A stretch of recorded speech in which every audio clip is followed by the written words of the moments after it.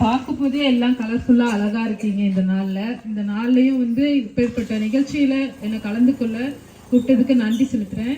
முதல்ல பார்த்தீங்கன்னா இந்த இல்லம் தேடி கல்வி இது எல்லாருமே சொன்னதுதான். கற்றல் இடைவேளை இந்த 2 ஆண்டு காலம் இருந்தது.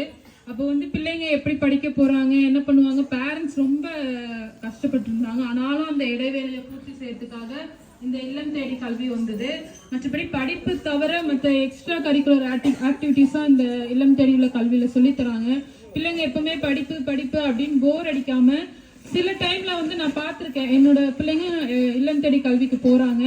அங்க பாத்தீங்கன்னா கேம்ஸ், விளையாட்டு, அதன் மூலியமா கல்வியை சொல்லி தராங்க.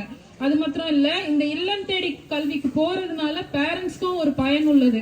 எப்படின்னா பேரண்ட்ஸ் என்ன பண்றாங்கன்னா, ஒரு சில பேர் வேலைக்கு போறாங்க, 9 மணிக்கு போயிட்டு 5 மணிக்கு வராங்க. வந்துட்டு பிள்ளைங்களை தனியா வீட்டுல விட்டுட்டு போறோமே அப்படின்ற ஒரு எண்ணம் இல்லாம பிள்ளைங்க கண்டிப்பா முடிச்சிட்டாங்கன்னா அந்த இல்லம் தேடி கல்வி டியூஷன்ல தான் இருப்பாங்க. எந்த ஒரு பயமும் இல்லாம அவங்களுக்கு போன் பண்ணி கேட்கும் போது பிள்ளைங்க இங்க இருக்காங்கக்கா அப்படின்னு சொல்லும் போது பேரண்ட்ஸ்க்கும் அது யூஸ்ஃபுல்லா இருக்கு. அவங்க படிக்கிறதும், வீட்டுக்கு அவங்க பேரண்ட்ஸ் டயர்டா வந்தாலும் ஹோம்ஒர்க் சொல்லி கொடுக்க முடியாது.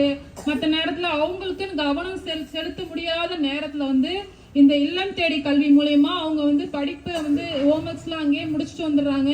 அவங்களுக்கு தேவையான காரியங்களும் அவங்க சொல்லி தராங்க. இதெல்லாம் இல்லம் தேடி கல்வி நடத்துற ஒவ்வொரு வாலண்டியர்ஸ்க்கும் நான் நன்றி செலுத்துறேன். அது மாத்திரம் இல்ல, நிறைய காரியங்கள் செஞ்சுட்டு இருக்காங்க. இப்ப சார் சொன்னாரு, இத மாதிரி கலை திருவிழா, மற்ற பேச்சு போட்டி. இப்ப எங்க பிள்ளைங்க கூட நிறைய டீச்சர்ஸும் நிறைய என்கரேஜ் பண்றாங்க. அது மாத்திரம் இல்ல, எக்ஸ்ட்ரா இவங்களும் இல்லம் தேடி கல்வி மூலியமாக அநேக காரியங்கள் சொல்லி தராங்க. என்னோட ஒரே சின்ன கோரிக்கை என்னன்னா, இவங்களுக்கு 1000 rupees கொடுக்குறாங்க, இதை விட எக்ஸ்ட்ராவே கொடுக்கலாம்னு நினைக்கிறேன். நன்றி, எனக்கு வாய்ப்பு அளித்ததுக்கு நன்றி.